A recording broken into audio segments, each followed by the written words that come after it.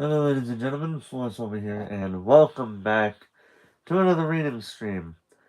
It is technically a new week, but I did give you guys a chance to vote for the next book that I was going to read.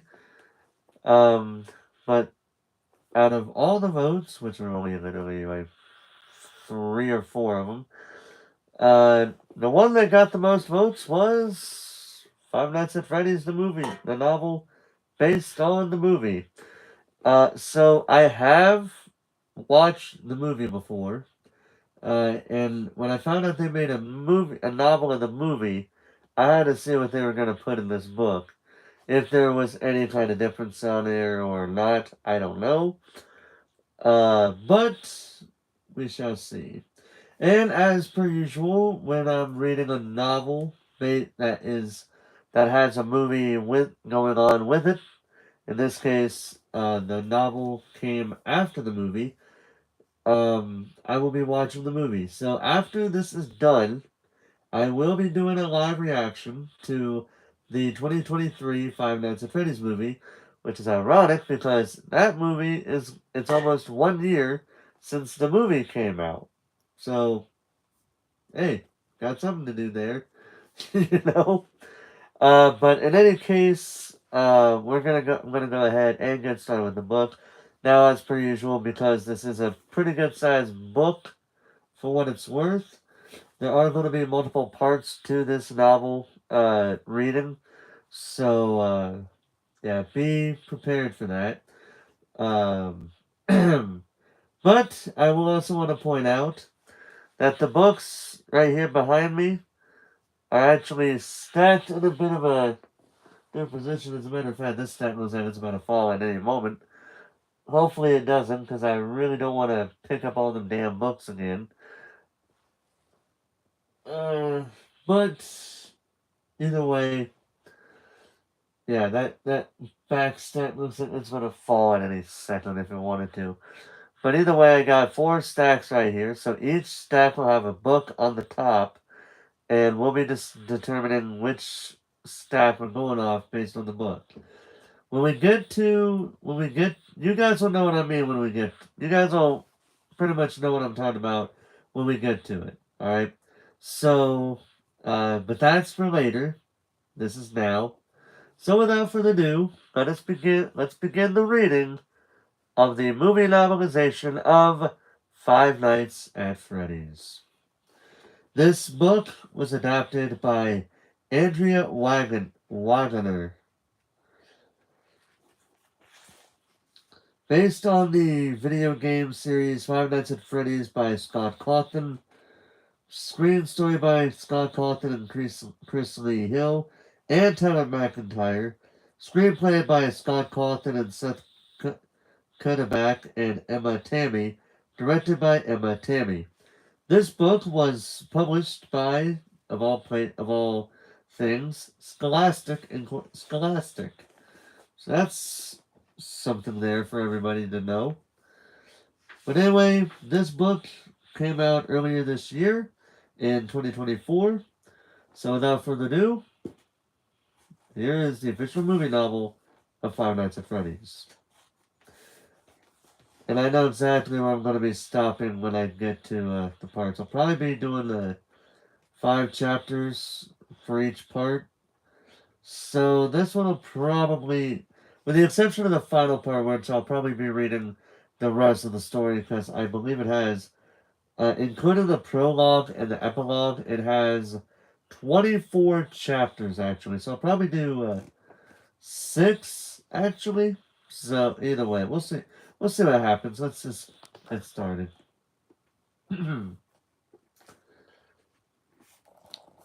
Prologue. The screw's sharp metal threads bit at Bob's fingertips, scoring deeply into the pads.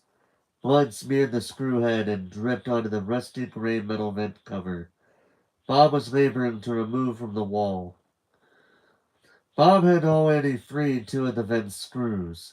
He tried to bend the cover back away from the wall, but the metal was too strong. He had to get a 3rd screw out so he could swing the cover out of the way. The vent was large, big enough, Bob thought, for him to get through. It had to be. If it wasn't, well, he couldn't think about that. Come on, he muttered. The words came out in staccato gasps because Bob's heart was pounding so violently it felt like it was beating the air out of his lungs. A heavy bang sounded behind Bob. A loud bang that vibrated the table Bob was crouched under. Involuntarily, Bob raised his head, whacking it on the table as he turned to look over his shoulder. The throbbing that erupted in his skull added syncopation to his rapid-fire breathing. Bob stared at the barrier he'd built up in front of his office's metal door. Was it going to hold? Hello, Snapsalotl. How you doing tonight? Wow, I'm sucked into this. Another bang. Hold on, we gotta do this. Another bang. This one reverberated through the office. Bob felt the vibration course through all the bones of his body. The vibration turned into a panicked convulsion as one of the filing cabinets he piled on top of the desk teetered. The desk was wedged against the door, but if the cabinets fell, would the desk stay in place? The wobbling filing cabinet bumped into the desk chair that topped the pile of office furniture Bob had cobbled into a blockade. The chair toppled over and crashed onto the office's linoleum floor. The desk twitched, but it stayed in place. Ignoring the prickles between his shoulder blades as he rotated away from the door, Bob returned his concentration to the screw. The blood-slicked screw stubbornly refused to turn for a couple more seconds. Bob gritted his teeth and put all his focus on the screw head. And finally, the screw came loose. He dropped it as the vent cover swiveled on its remaining screw and swung away from the opening in the wall. Bob peered into the black shaft extending in front of him. Stuffy air wafted through from the opening. Dust billowed upward. He suppressed a sneeze. Behind Bob, a fingernails on a blackboard screech preceded a deafening clang. Bob's head swiveled. The filing cabinet was no longer on top of the desk. It lay on the floor. And behind it, the desk began to move away from the doorknob. Bob sucked in his breath and looked around wildly for his flashlight. He'd set down the club-style light when he'd been done working on the screws. Where was it? Bob spotted the flashlight a few feet to his right. He lunged for it as another deafening metallic thud came from the office door. The overhead speakers hissed, and then they emitted a tinny shriek. Time to go, Bob thought. Flipping on his flashlight, Bob crawled into the narrow darkness. More thuds and thumps chased him away from the office. He scrambled as fast as he could. In his 30s, Bob had come to terms with his nerdish looks and receding hairline, but he had never been thrilled with his slight body. For once, though, he was grateful for his narrow shoulders, and even so, he still had to squirm and wriggle his way through the tightened enclosure of the vent shaft. In spite of the close quarters, he made quick progress. The continued caterwaul coming from the speakers and the echoing bangs and thumps that sounded like they were pursuing Bob through the inkiness impelled him through the shaft at lightning speed. In what felt like both seconds and centuries, Bob reached the end of the vent shaft that led away from the office. The passage split. Bob aimed his flashlight beam left, then right. The light revealed the same thing in both directions. Darkness and more darkness. Let me lower this a little bit because I noticed it a little bit. There you go, that's better.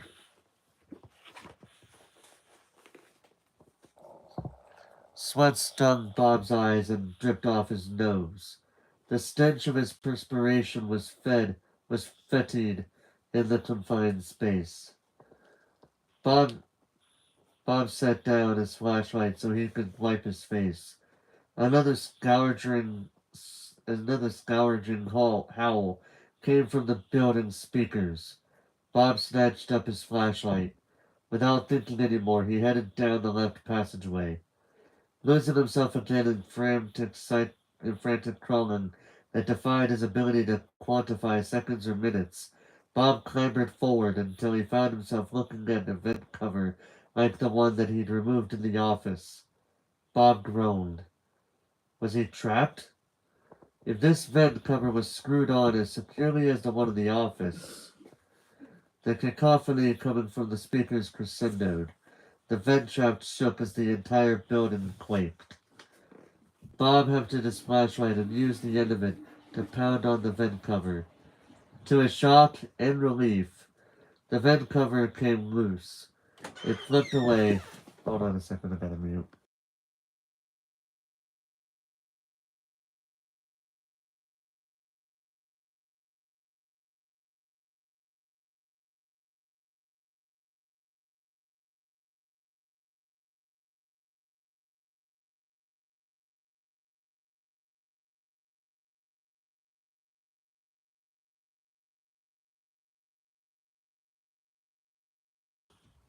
Sorry about that, trying to remember.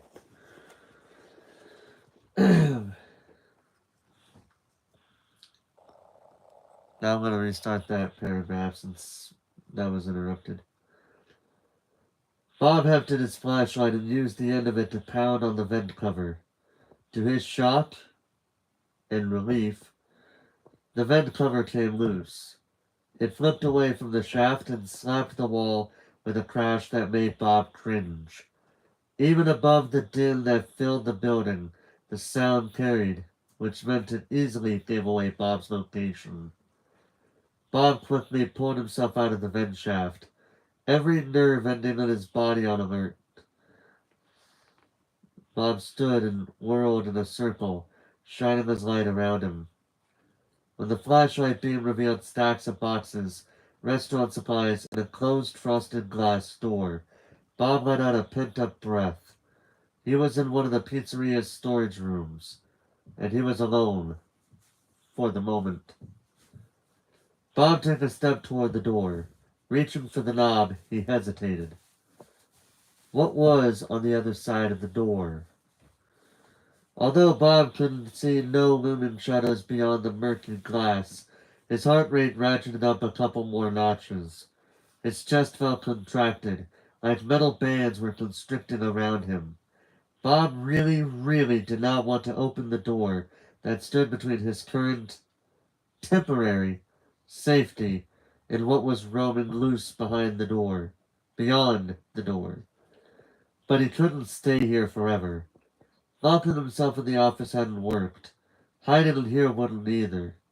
He had to get out of the building. Bob turned the knob and threw open the door. Willing himself not to think, Bob stepped out of the storage room. Checking left and right and seeing nothing but the dimly lit hallway, Bob took off at a sprint. Hello, Daniel Barry. Happy Sunday to you, and Lil Skyrocket. How you doing tonight? His rubber-soled athletic shoes slapping at the black and white checked floor, Bob reached the hallway corner in seconds. He rounded it, and his gaze looked on the glowing red exit sign above the door just 30 feet away. Pumped up by hope, Bob shot toward the door.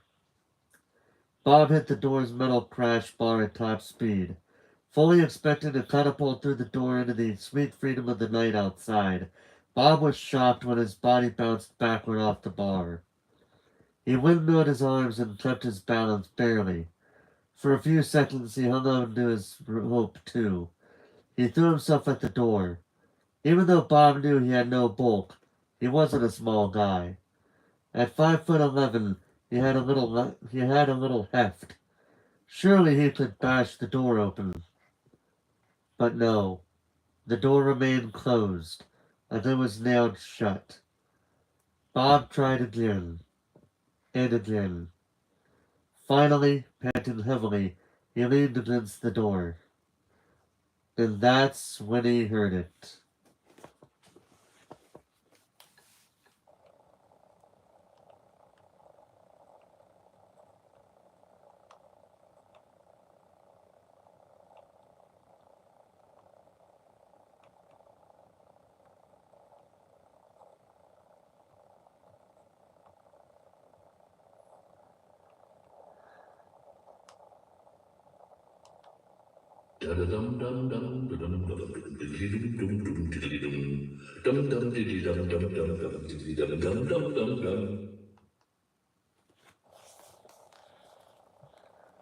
The sing-song voice echoed through the building as it came toward Bob.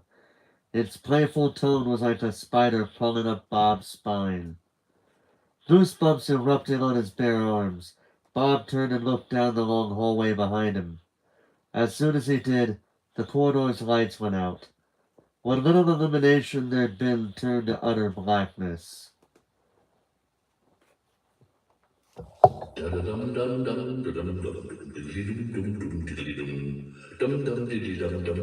The mocking tones came closer. Bob lost it. Turning, he pounded on the exit door. Help! Someone! Help me! Bob screamed so loudly that the words abraded his throat like a metal file scouring at his vocal cords. In spite of his cries, though, Bob easily heard the pounding footsteps that rushed up behind him. Going rigid, his whole body immobilized by his brain's inability to accept what was happening, Bob waited for the inevitable attack that would.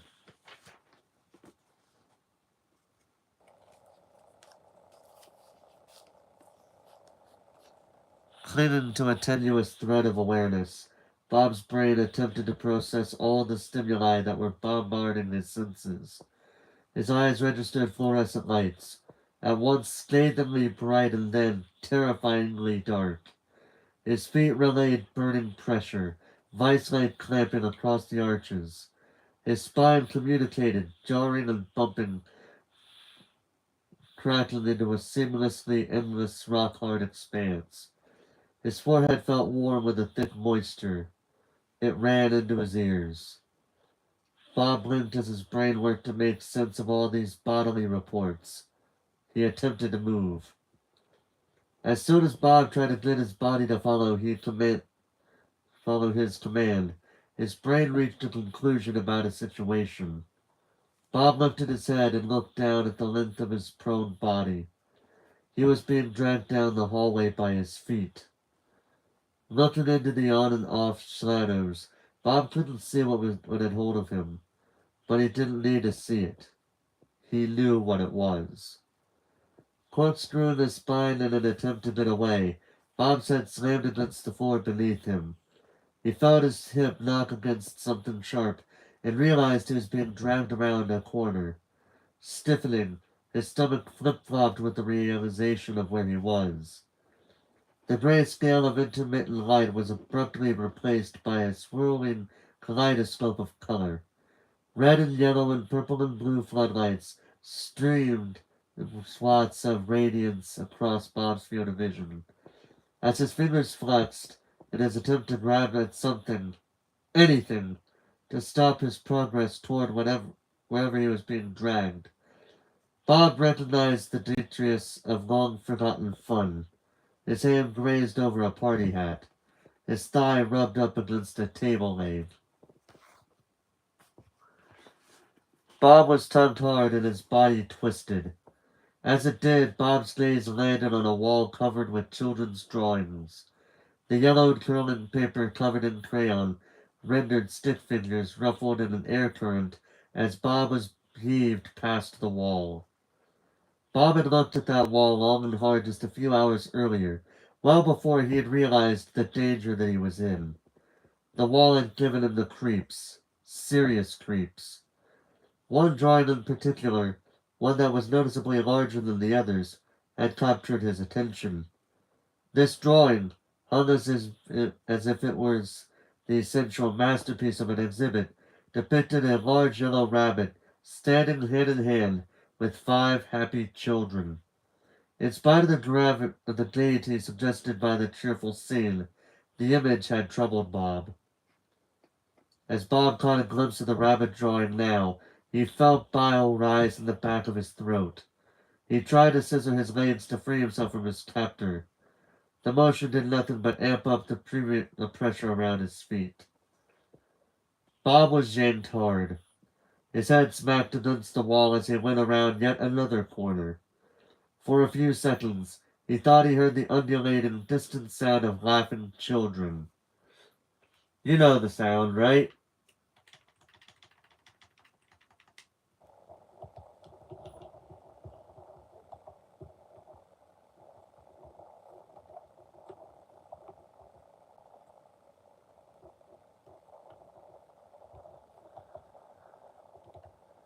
Hold on, we're gonna play the sound because it makes sense.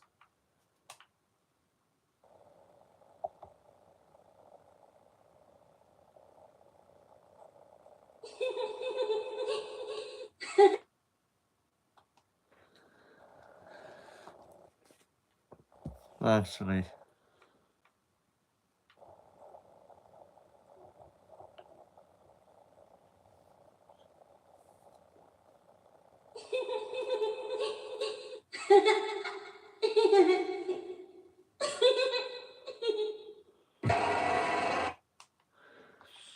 You know, the funny part about that jump scare is I actually watched someone get that jump scare when I first seen it.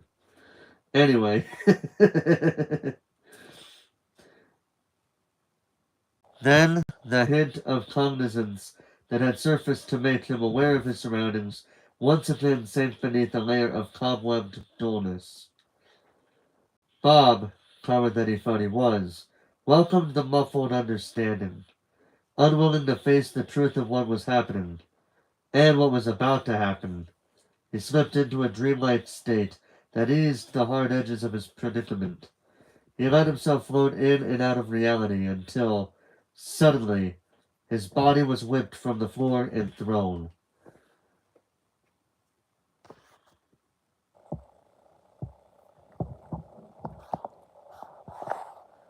Hello, FNAF fan. How you doing tonight? Yes, that was Cassidy's laugh. But since it involved children, I had to play that kind of thing to, make it fit. When Bob's back smacked into cold metal, his mind was jarred into full alertness. His gaze immediately scanned his surroundings as he took in the pinching, pressing steel wrapping itself around his back, buttocks, and thighs.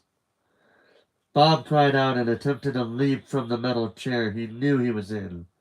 Before his muscles could lift him upward, a green luminosity shone from a button on the side of the chair, and metal restraints snapped into place around his wrists. A thick leather strap snugged tightly around his chest. Bob writhed, but he knew he was wasting his energy. The parts and service room, Bob thought. Of all the eerie rooms in the pizzeria that he had been hired to guard, this was the room that had freaked him out the most when he'd first seen it. Its walls were lined with metal shelving that surrounded multiple stainless steel work tables and industrial-looking metal recliners that in no way conjured feelings of relaxation. The parts and service room was stuffed full of tools, wires, fasteners, and various disembodied robotic endoskeletons. Metal feet and arms and hands and legs and elbows and shoulders were tangled on the shelves and strewn across the work tables. When Bob had first seen the room, he felt like he was standing in a robotic torture chamber. He had quickly backed out and slammed the door closed. Once again, Bob thrashed in the chair. Using all the strength he could muster, he tried to free himself. The chair held on to him, and then it snapped backward, stretching him flat. As soon as Bob was supine, a massive furry brown bear mask loomed over his face. Bob screamed. As Bob's pointless bawling filled the room, the bear mask opened up. The two halves of the bear face peeled back like the wings of a beetle, expanding outward. As the fur parted, spinning robotic mechanism filled Bob's vision. Razor sharp and in constant motion, the inside of the bear mask was a blur of clicking, clanking, lifelike protrusions and pincers. Every edge of the exposed metal was a small, lethal weapon that would easily pierce human skin. Bob began fighting like an animal caught in a metal-toothed trap. He whipped his head from side to side. He bucked his torso. He kicked his legs. At first, Bob felt like his efforts were futile, or futile if you want to go there too. But then he felt one of the armrests begin to wiggle. Straining to crane his neck, Bob looked at his wrist. He couldn't see what was loosening, but something was. Maybe a bolt was coming free. The despair that had been clutching at Bob since he hit the metal chair relaxed its grip. Just a little. Bob let himself start to think he might be able to escape. The mask's first cutting assault slashed into Bob's jaw. Overcome by the stabs and slices that ripped at his forehead and cheeks and jabbed into his eyes and mouth, Bob realized escape was impossible. So was survival. That's one way to start a book, right? It's just like how you always start a movie.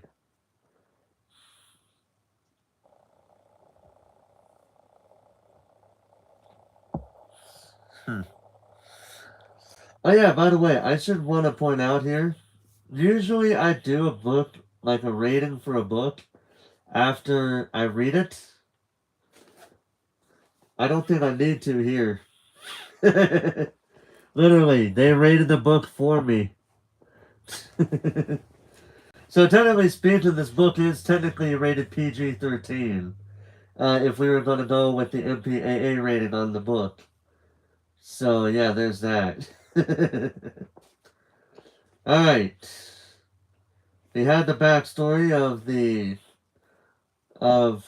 the pizza. I don't even know if we could call that a backstory. It's just like a prologue that basically tells the story of a security guard's last minutes of life. So yeah.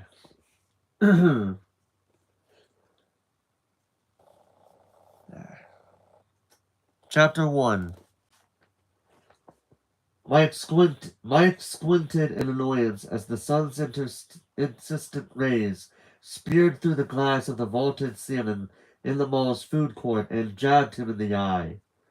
Scooting his yellow plastic chair a couple inches to the left, Mike ducked when a foam dart shot toward his head. He managed to avoid the spongy projectile as he wished he was anywhere but where he was. Rubbing his face, Mike blinked dry, scratchy eyes. His head felt so heavy that he wasn't sure his neck and shoulders had the strength to hold it up. Man, he was tired. He was so tired. What I need is a vacation, Mike thought as he idly built a little tent on the table in front of him, using his napkins and paper cup. The notion of an actual vacation elicited an audible snort from Mike, and he brought down a fist on his napkin cup construction. As if vacations were for people with lives, people with money. Mike had neither.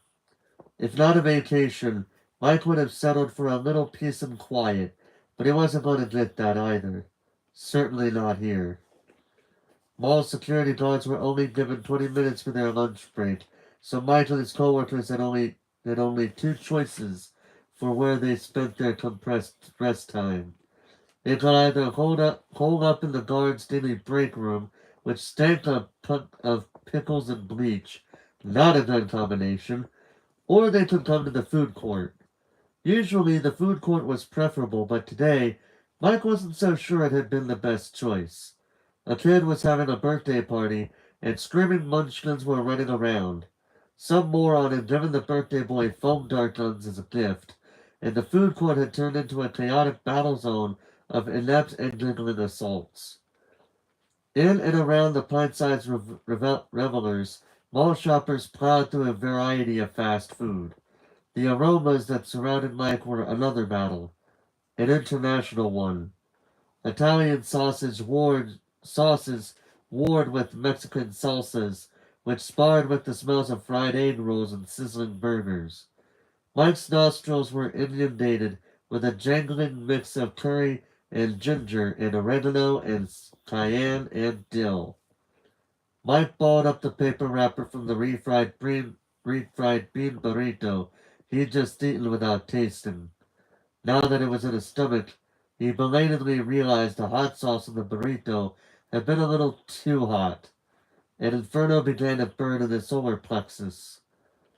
Mike shot the balled up burrito wrapper into a nearby trash can. Dozens of the large steel mesh receptacles were interspersed among the rows of small square tables dotting the expanse of the mall's food court dining area. Mike's paper ball hit the back rim of the can and then dropped in with the rest of the food wrappers, napkins, and paper cups. Score, Mike thought inanely. Too bad he wasn't tall. For a few seconds, Mike blocked out the screaming children and imagined being someone much different than who he was. At 25 years old, Mike was okay with his age. He was cool with his looks, too. He was 5'6" and in pretty good shape, even though he didn't have time to work out too much. He didn't think his dark brown hair, hazel eyes, and regular features were particularly handsome, but they weren't ugly either. On one of the rare dates that he'd had in high school, a girl had told him his eyes were intense because it was pronounced brow ridge. She'd also said he has a chiseled jaw. He thought she read too many romance novels. For sure, she had expected a lot more. Alright, FNAF fan, hope you have a good rest of your night. For sure, she'd expected a lot more chivalry from him than he'd been capable of. She hadn't wanted a second date. Now he couldn't even remember the girl's name. No, it wasn't Mike's appearance that was the problem. It was his circumstances. Or maybe it was him. Most of the time, Mike told himself that his life sucked because tragedy had robbed him of a normal childhood, and was robbing him of adulthood. But the truth was that the tragedy wasn't the real problem. The problem had come before the tragedy. Mike was the problem. If only he'd been someone different back then. What would life be like if Mike had been the kind of guy that girls wanted to date in high school? What would he be doing now if he'd gotten to go to college? He wasn't tall, but he was quick. Maybe he could have played basketball, or baseball, or maybe he could have taken woodshop and stayed after school to work on projects he'd always liked building. Worked on projects. He'd always liked building stuff. He could have done a lot of things if he hadn't had to stay home and... Listen to this. Mike blinked and looked across the table. He frowned. He had forgotten Jeremiah was there, and that took some doing. Jeremiah wasn't a fade into the background kind of guy. He was an African-American linebacker-sized man with a heft that testified to his love of burgers and copious consumption of sodas. Whereas Mike's dark blue mall guard polyester shirt and matching pants hung loosely on his lanky body, Jeremiah's huge shoulders and large belly stretched the seams of his uniform. Jeremiah was an okay guy. He didn't get on Mike's nerves the way most of the other guards, and people in general, did. Jeremiah took a loud slurp of cola from the massive paper cup sitting on the blue plastic table in front of him. He waved the paperback book that he held. Jeremiah cleared his throat and read aloud. And though the dreamer remains asleep, he walks through memory as if experiencing it for the first time anew. No longer a passenger, but an active participant. Jeremiah frowned. Why is active participant in all caps? Is that like a title or something? Like achieving the level of Grand Lord in a video game? I figured Jeremiah's question was rhetorical, so he didn't answer it. Jeremiah closed the book and looked at its light blue cover. Over the abstract image of a closed eye, the book's title, Dream Theory, stretched diagonally in a wavering front as if the words themselves were falling asleep. Jeremiah waved the book again. Is this stuff for real? He asked, raising an eyebrow at Mike. Mike shrugged. Some people think so. Guess it depends on what you believe. Jeremiah nodded. He dropped his lids to half-mast over his round brown eyes as he gazed past Mike's shoulder. Mike could tell Jeremiah wasn't watching the foam dart gunfight. Jeremiah was lost in his thoughts. After a few seconds, Jeremiah sighed. Summer of 82. I traded a mint-condition Kyle Ripken Jr. rookie card for a used copy of Missile Command. That card's probably worth $800 now. I'd like to participate in that memory. Actively kicked myself in the ass for such a stupid decision. He let out a bark of laughter. Then he settled down and tapped the book. Can I keep this? Mike reached out and snatched the book from Jeremiah's hand. No. Jeremiah's lips drooped. For a second he looked like a downtrodden, oversized puppy. Sorry, Mike said. I'm not done with it. Jeremiah's usual happy-go-lucky smile returned. No problem. Feeling bad for snapping at Jeremiah, Mike said, I think we have time for a shake. Want one? My treat. Jeremiah lit up. Really? Yeah, thanks, dude. Sure. Mike stood and made his way over to the chrome and bright red laminate counter of the food court's dairy freeze. A woman who was wearing too much flowery perfume was at the counter, and as soon as Mike heard what she was saying, he started regretting his offer to buy Jeremiah a shake. I want a 3-scoop sundae, the woman said in a strange accent that was half southern drawl and half upper crust British. But instead of the... How the hell do I do that? A southern drawl and a British accent. I have no idea how I'm going to do that. But instead of 3 full scoops of 3 flavors, I want half scoops of the 6 flavors. I want rum raisin, banana nut, pecan fudge, strawberry cheesecake, lemon sherbet, and licorice. On top of the rum raisin, I want strawberry syrup. On the peanut butter chocolate, I want marshmallow topping. On the... Mike shifted his feet. He took a long, deep breath and turned away, attempting to shut out the sound of the woman's interminable order. She'd moved on from toppings and was describing how she wanted the ice cream arranged in the bowl. Although the birthday party had ended, kids were still playing among the tables in the food court. Some of the kids, a group of 5, were pretending to be cops and robbers at the edge of the tables, near the food court's central feature, a decorative fountain shaped like a big drink cup with a straw sticking up from the middle. I can't help but think of... Okay. As I was saying before something rudely interrupted me, the way that this thing was described made me think of that one episode from Steven Universe. You know the one. I think it was like Frybo, I think it was. And you had someone that you had this costume turned living, breathing thing. Yeah. Very horror adjacent, isn't it? But still. Water spewed from the straw and was caught in multicolored lights that sprayed out from the rim of the cup. The fountain was a little cheesy. Reminds me of that Daffy Duck scene from the new Looney Tunes or whatever. I haven't seen any of the new Looney Tunes stuff, so I wouldn't know. The fountain was a little cheesy, but Mike kinda liked it. Hands up! One of the little kids near the fountain shouted. The sound came from a purple-haired girl. She had her hands fisted around a pretend gun. A black-haired boy was caught in her sights. He threw his arms up. Book him! The girl ordered another boy, a freckled kid with spiky hair. He marched over to the black-haired boy and pretended to put handcuffs on him.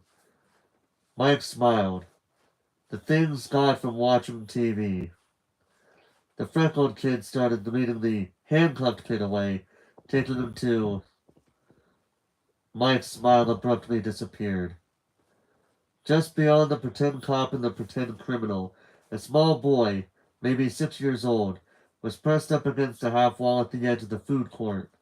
The top of the half wall was filled with plants, some of which drooped over the wall. The boy, his blonde curly hair a tangle that flopped into his eyes, huddled under the fronts of some kind of fern. His brows bunched, his mouth compressed, his gaze darting left and right, his frail arms wrapped tightly around a plush penguin. The boy was a picture of fear. Mike frowned. Why did the boy look so scared? Was he in trouble? Chocolate peanut butter twist? A lively female voice asked. Mike registered the voice but kept his attention on the little boy, until someone gently poked his shoulder. Mike turned toward the poke. A smiling gray-haired woman pointed at the dairy freeze counter. I believe you're next, she said. Her voice was warm and kind, and it briefly brought back a memory of, You want your usual, right? This time Mike turned toward the voice. Hey, Cindy, he said. Sorry. Cindy flashed a wide smile at Mike. A pretty college student who worked at the dairy freeze to pay for classes, majoring in economics, so she told Mike, even though he'd expressed no interest in her personal life. Cindy was friendly with everyone. According to Jeremiah, however, Cindy paid particular attention to Mike. Mike hadn't noticed. Mike frowned his thoughts on the scared little boy. Was the kid lost? Why was he alone? Your usual? Cindy repeated. Huh? Mike focused on Cindy. Her long brown hair was in braids today. Cindy hovered her ice cream scoop over a tub of chocolate peanut butter twist. Yeah, Mike said. Sure. He might as well get himself something now that he was there. And a chocolate shake for Jeremiah. Got it. Mike turned away from Cindy and looked past the little girls, whose dance had degenerated into a giggle fest. He took a step to his right so he could see the area by the half-wall's planter. He spotted the fern, but the boy was gone. Mike quickly scanned the area. Aware that his breath was quickening, Mike could feel a rushing sound in his ears. He recognized the sound. It was the sound of panic.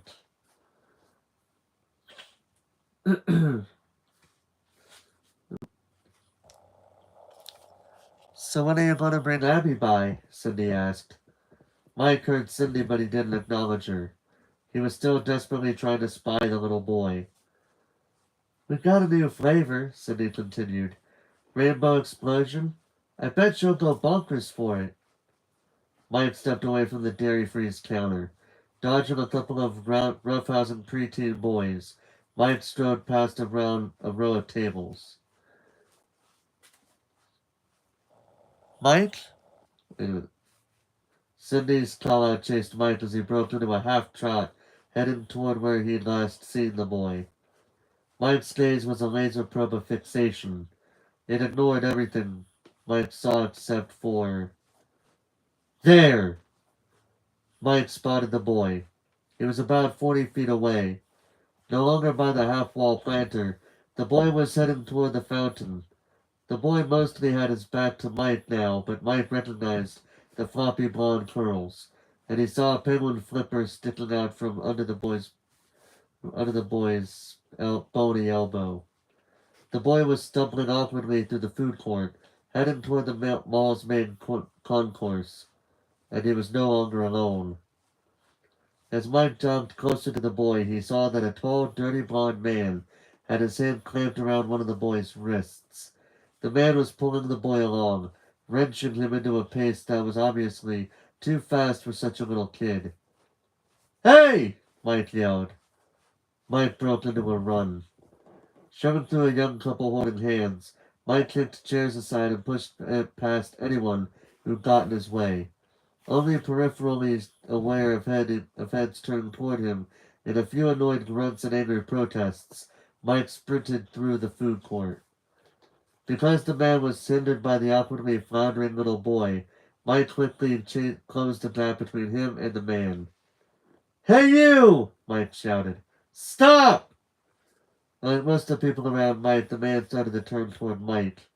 Mike briefly registered the man's raised eyebrows before launching himself through the last 3 feet of space between him and the jerk who was trying to take the kid. As Mike shot toward the man, Mike pulled back his arm, clenching his fist. He aimed a swift jab at the man's nose. Mike heard a cracking pop as he felt cartilage give way beneath his knuckles. At the same time, Mike's momentum resulted in a tumbling collision with the man. Together, they spilled into the base of the water fountain. When Mike hit the water, he lost his ability to logically process what he was doing. Something primitive in him took over. Something that turned his arms into churning pistons and kept driving towards the man's face. When the man fought back, it landed a glancing blow along Mike's jaw and angling a knee into Mike's belly. Mike's rage revved into overdrive. He threw himself onto the man, flinging both of them down into the water. Whether it was all of the man's retaliation or Mike's out of control fury, Mike bit his lip. He tasted blood. Mike felt blood on his knuckles, too. The warmth was a contrast to the fountain's ice-cold water. Out of the corners of his eye, Mike saw red filaments swirling in the clear fountain water. The red triggered a memory, and the memory turned Mike's thoughts dark. So dark that it felt like he was falling into a black void.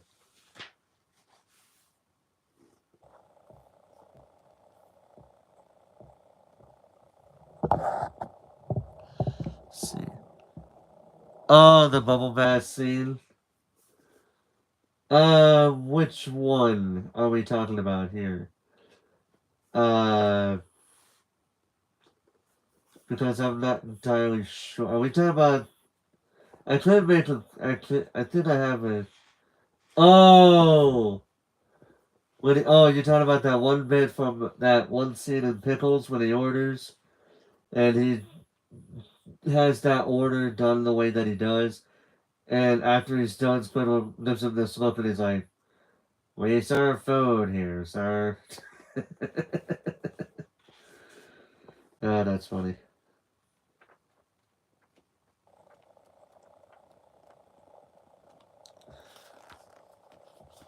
Alright. Chapter 2. Shrill beeping pierced through drifting filmy clouds. Mike opened his eyes and groaned. For a couple seconds, he managed to cling to the sensation of buoyancy left over from his sleep. But the beeping continued, piercing and insistent. Mike flung out his left hand and slapped it toward what he thought was the top of the cheap plastic digital alarm clock that sat next to the battered metal desk lamp on his rickety nightstand. Instead of hitting the alarm, Mike's hand landed on the cassette player near the lamp. He felt his fingers brush against a paperback book, and then he heard the book swish off the nightstand and hit the thin carpet on his hardwood floor with a soft thud. Mike pulled his hand back. His fingers, in full-on early morning klutz mode, once again bumped something. This time it was a plastic bottle of Mike's pills. Mike heard the bottle tippity-tap down the side of the nightstand and land on the carpet with a shushing sound. He cringed, hoping he'd remember to put the cap on tight. Mike started to sit up, but the motion sent what felt like a jagged shard of glass through his temporal lobe. Mike clutched at his head. The glass shard started moving around in his skull. The alarm's continued screeching beep seemed to drive the shard even deeper into his brain. Mike squinted toward his nightstand and once again attempted to turn off the alarm. This time his palm hit its target. The infernal noise stopped. Mike groaned again and rubbed his temples. Sighing, he swung his legs out of bed and reached for the glass next to the cassette player. At least he'd managed not to knock that over. The glass was still half full of water. Mike guzzled it and set the glass back down. Mike's bare feet shifted and his right one encountered his prescription pill bottle. Wincing as he bent over, because the motion intensified his headache, Mike picked up the dark amber plate plastic container. Thankfully, he had put the cap on the bottle. The little white prescribed pills, a couple dozen of them, were still safely inside. Mike stuffed the pill bottle under his mattress, just a few inches from the edge. Then he leaned over again, gritting his teeth against the increased jarring in his head. He picked up his Dream Theory paperback. Setting the book next to it, the cassette player, Mike hit the rewind button on the machine. Once the cassette tape started its whispery whir of motion, Mike managed to calmly inhale. Finally, his morning routine was starting to fall into place. Usually, Mike's first motions after waking up were wrought to hit the alarm, hide the pills, rewind the tape. This morning, the unusually high pain level of his headache had turned Mike's routine into a one-stooge show. The tape's smooth rewind settled him back into a sense of normalcy. Okay, Mike said. He stroked his hands to his hair. Standing, Mike took a couple steps away from his bed and planted his feet at the edge of the threadbare pale blue and gray rag rug. He stretched his arms overhead and willed himself to ignore his headache. Mike dropped to the floor and began doing push-ups. Not counting, Mike lowered and lifted himself over and over and over. Beneath Mike's palms, the carpet felt scratchy and dirty. Vaguely, he tried to remember when he'd last vacuumed his room. Lifting his head as he pumped his body up and down, Mike took in the familiar sparsity of his space.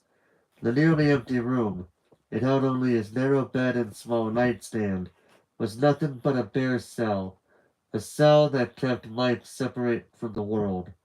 Even his one window, which might have reminded him that a reality existed beyond his own suffering, was covered by a heavy blackout curtain. Dropping his head again, Mike continued to pour out his push-ups. The routine, though painful, comforted him, as did his prison-like surroundings. A few more minutes of this punishment, and he might be able to start up to face his day.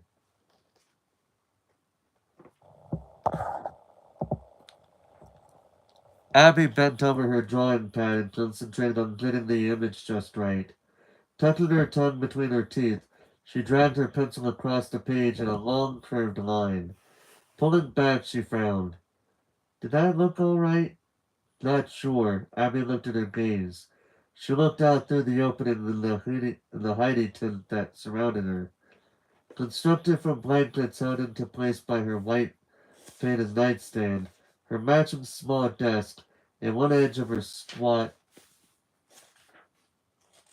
of her squat bureau, also white but not matching. Abby's tent snugged up to her bed, a bed she didn't like nearly as much as she liked the cozy confines of the hidey tent. With two fluffy pillows on its floor and another blanket scrunched up around the pillows, the inside of Abby's hidey tent was like a little nest that made Abby feel like a safe and cared for baby bird. The pillows and the blankets smelled like the detergent they were washed in. Abby had seen the detergent box. It was labeled rain scented. Abby didn't think the detergent smelled like rain, but it didn't smell bad. It was kind of sweet and fruity. That meant that the inside of Abby's tent was sweet and fruity too. Abby liked it in her hidey tent. She could handle almost anything when she was tucked inside of it. Take, for instance, the grunting coming from her brother's room. Mike was doing push-ups again, and Abby wished she didn't have to listen to him. He clearly didn't like doing them. Abby could tell that from all the moans and groans. When Mike did the push-ups, Abby felt bad, as if something hard was poking her in the belly. She didn't like feeling like that. Although inside Abby's hiding tent it was cool and dim, a fat ray of sun was seeping past the tent's opening. The sun ray landed on the wall opposite the tent. Many of Abby's completed drawings covered that wall. Abby used the drawings as ledges to help her draw better. Although most of the things in the drawings were stick figures, some of them were more real looking. Abby was getting better at drawing. That made her feel good. Not a lot made Abby feel good, forever and ever. Abby had felt like she didn't really know how to be. No one seemed to want her around much. Not her brother, not her babysitter, Max, not her babysitter, Max, not the kids at school or the ones at the development center. Well, no one wasn't quite right. Dr. Lillian seemed to like having Abby around. Dr. Lillian was the one who gave Abby all the cool color drawn pencils she used now. Dr. Lillian and Abby was talented beyond 10 years old. That meant Abby drew better than other kids her age. Drawing made Abby feel special. So did the things she drew. Drawing was Abby's way into a world that she liked being in. It was a world where she was wanted. A sharp knock sounded on Abby's flimsy wood door. Abby put aside her drawing pad and pulled closed the two sections of blanket that formed the opening of her tent. She picked up Dolph, her plush dolphin. Through the narrow crack between the blankets, she looked toward the scarred, pale brown surface of her door. She wished her door was big and thick and had latches on it, kind of like a castle door. Abby! Mike called out from the other side of Abby's not castle door. Abby didn't answer her brother. Are you ready, Abs? My name's not Abs. Wait, my name's not Abs, Abby whispered. My name's Abby and I'm not here. Abby's not thick and not locked door opened. Mike stuck his head into Abby's private space. He looked toward Abby's bed, then shifted his gaze to the crack in the blankets that Abby peered through. Abby clearly heard her brother's loud sigh. Hold on a second.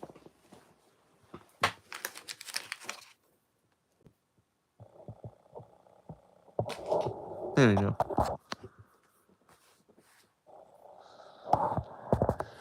Yeah, I have been streaming for about an hour. This actually isn't usually. This actually is a common thing. I tend to try to live stream for about an hour, if not an hour exactly.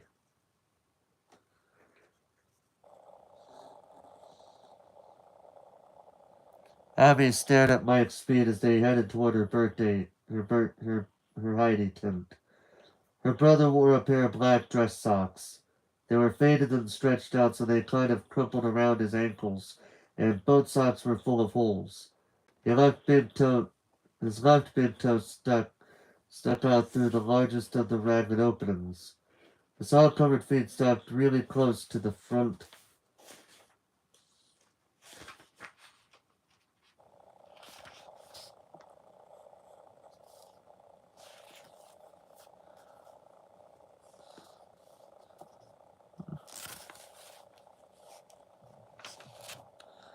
I'm gonna read that again. The sock-covered feet stopped really close to the front of the Abby's Heidi tent. The feet, or maybe it was Mike himself, smelled sweaty.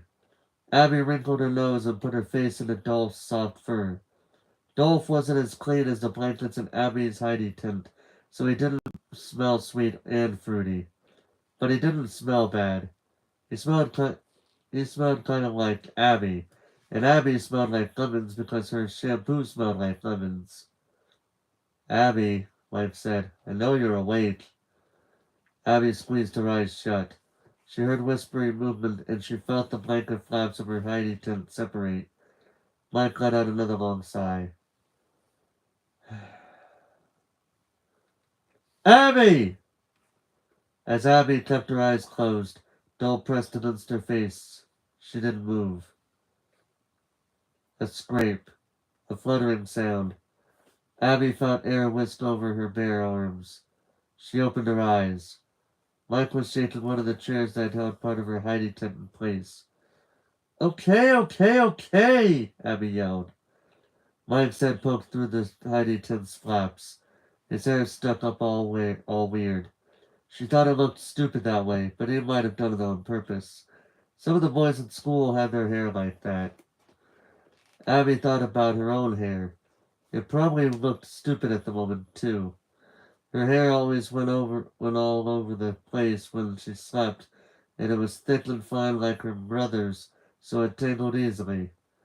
Abby glared at Mike. You're being a jerk, Abby said. Mike rolled his eyes. When Mike rolled his eyes, Abby sometimes felt like she was looking at her own eyes in someone else's head. Abby's and eyes were a lot alike, even though his were a lighter brown than hers. They called it his hazel. They called his hazel. Their eyes sloped down at the outside edge, and they were a little sad all this time. That makes sense, actually. Besides, their eyes and the black, thick, slightly wavy hair they both had, Abby didn't think she had Edgeworth look much alike.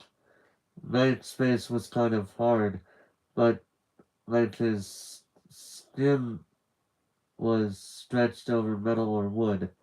Abby's face was softer and rounder. Mike jostled the Heidi tinted in.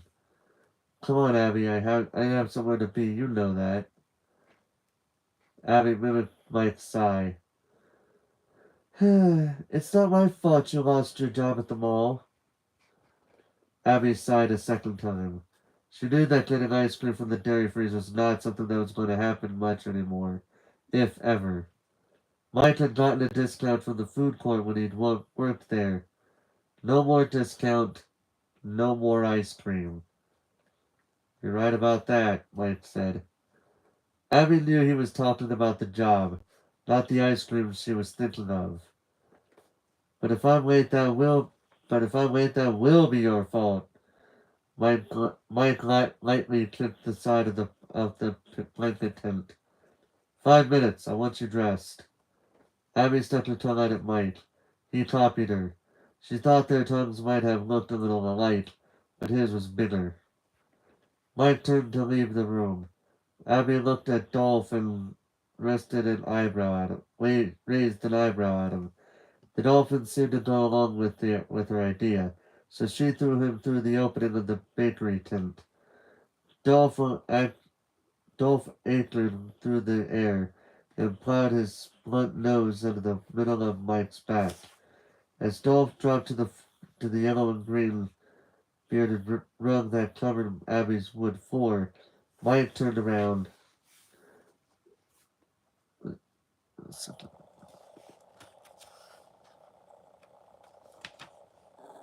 Mike turned around. There you go. Abby looked at Mike's feet. Nice socks, she said. You don't want to talk, Mike said. He turned and left her room. Abby crawled out of her tent and scored forward to rescue Dolph. She scrambled upright and looked down at her own feet, where she swore only one red and white victim sock and one yellow polka dotted sock.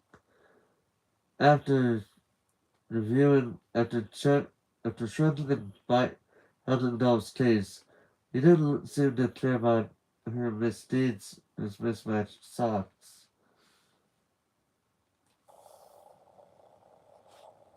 Hmm.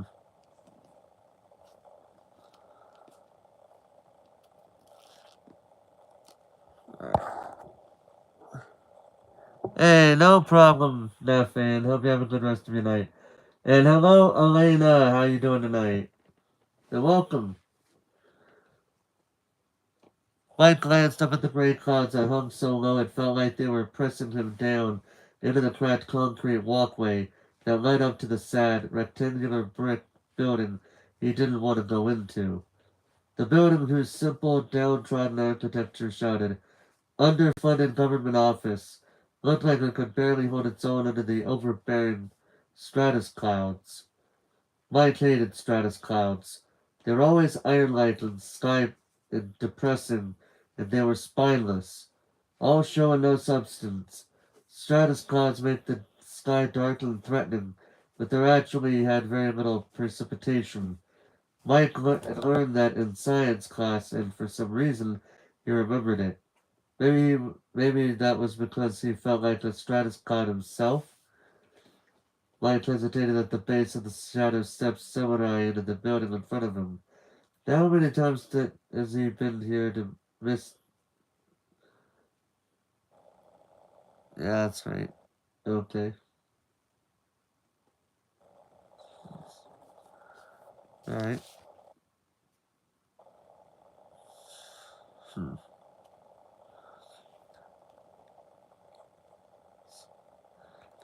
Mike hesitated at the base of the shallow steps leading him into the building in front of him. How many times have you been in this universe place? Alone case? Mia kinda lost her powers to meditate. Uh,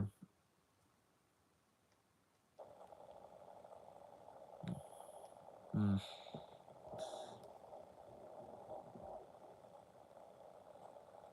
hmm,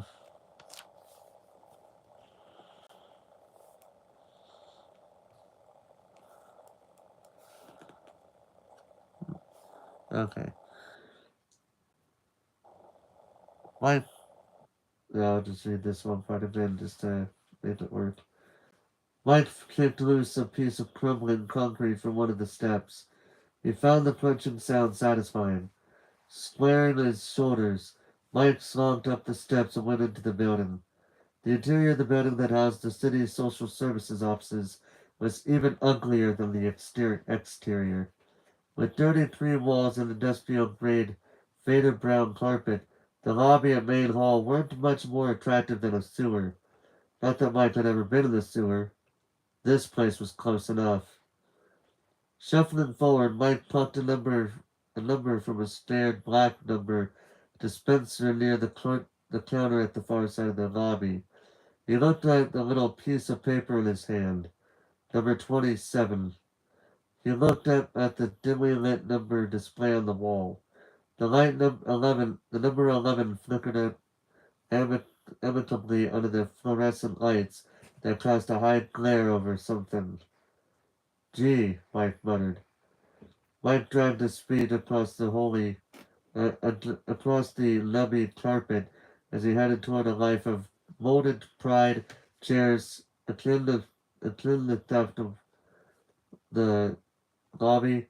The other 26 people who killed professors, among them with their own children, are separatists and friends. Let's see. Mike, Mike had none of the above. Proud of the relatively small aura, however, at an end uh, open, Mike headed uh, toward the chair and took a seat. As soon as he sat, he used his burned skull to scooch the chair away from its neighbor. The middle-aged woman who sat on the adjacent chair was large, and her sweatpants and pasted thighs encroached into Mike's face. Mike felt the woman's gaze on him as he repositioned the chair. The chair. He heard her huff, but he didn't glance up. Looking into the eyes of the other people, waiting to see a social worker was a nerve of good ideas. You get swallowed by a mire of life, sucking depression if you made eye contact with the other person in this building. Everyone here has in one situation or another. Dealing with his own badgering was hard enough. Mike didn't even need to give a glimpse of anyone. Even though Mike didn't have to see the others in the room, he could hear them. Their pronouns felt like they were bats of a cell. Mike could smell and hear the people around him too. The waiting area filled with sounds, nervously shuffling feet and flies, Clive's throat clearing a couple of weak sobs, and murmuring voices. Even the Mike, even though Mike didn't have to hear about other people's problems, some supporters of conversation just got past his intention to mind his own business. So I say to him, one female, yeah,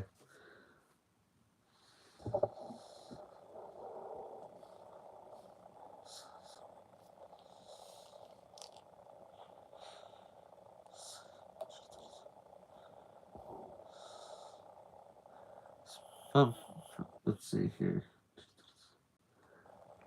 I'll just start from the paragraph. Why not? Mike could smell and hear the people laugh around him too. The song was filled with wet sounds, irrevocably shuffling feet and flies, coughs that clearing a couple weak, weak sobs, and murmuring voices.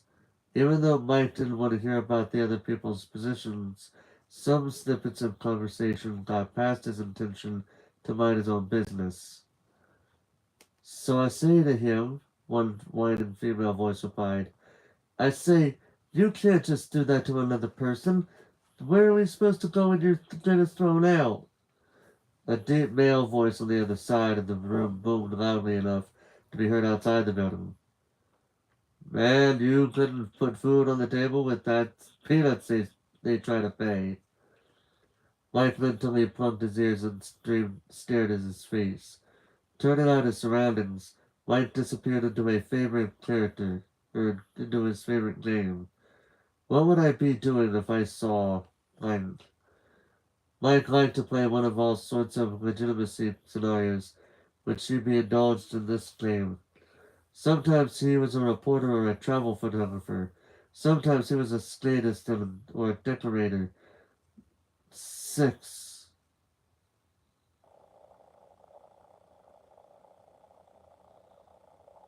Most often, Mike was contractor, the head honcho in charge of building even big houses in interstate small office buildings. Not buildings like this one. News ever made Max a secret guard and journey a for a yeah.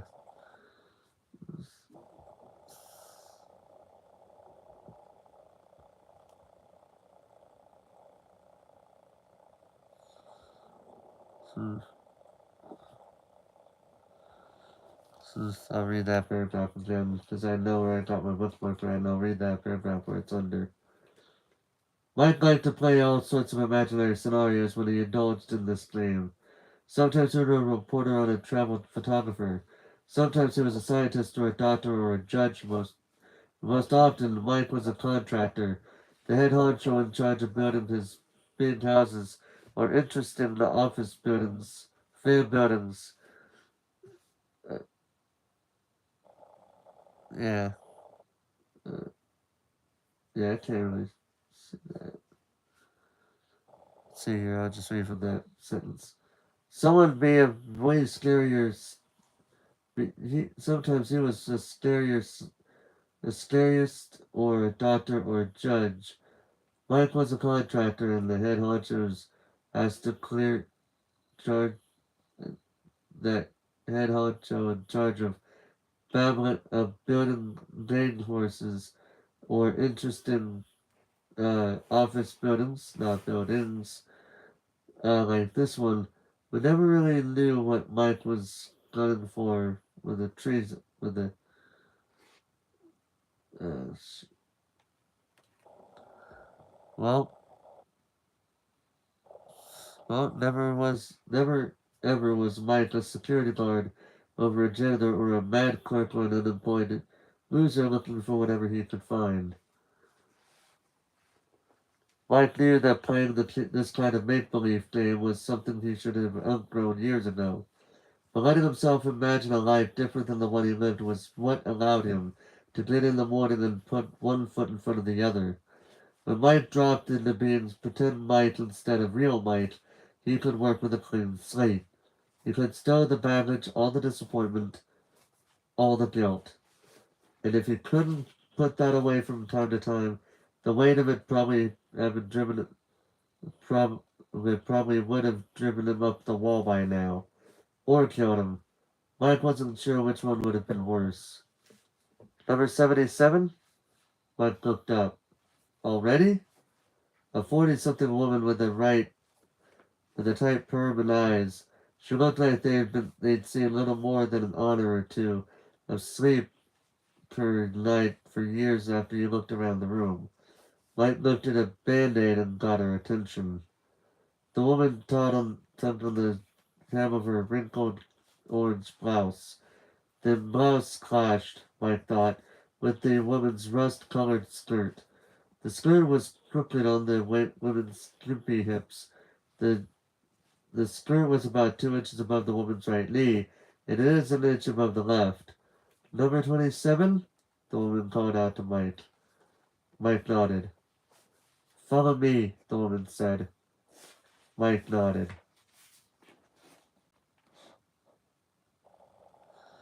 Well, because I'm actually starting to get a little bit tired, I'll go ahead and stop here. We'll read a few more chapters whenever I'm in the mood to read this book some more. I know I wanted to stop at like chapter 4, 5, or 6 or whatever. But right now I'm feeling so tired that you guys could tell I was feeling a bit tired with how hard it was trying to how hard it was trying to stay, not try to doze off to sleep, as well as trying to figure out where I just read. Yeah. I try to avoid, doing it at times where I could be so tired that I just need to go to sleep.